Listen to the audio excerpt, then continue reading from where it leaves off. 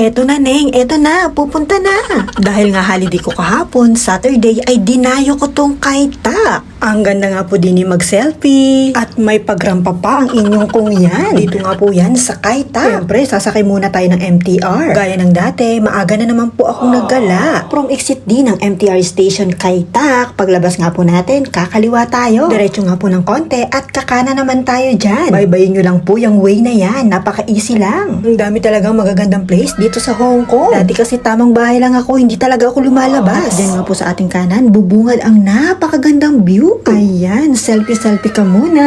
Bonggahan. Ililibot ko muna tong camera para makita nyo. Super relaxing talaga tong place na to. Tara po, doon naman sa kabilang side. Mas maganda doon ang view, promise. Lakad lang tayo sa way na yan. Mukhang mga bigatin ang mga nakatira dito. Diyan nga po sa ating kaliwa, makikita natin ang napakaaliwalas na view. O, diba? Arat ka na rin, Lodi ko. Hanggang dito na lang po at magpapaalam na ang inyong ate Nancy. Ako'y magpipicture pa at magbibideo ng bongga doon banda. Thank you so much.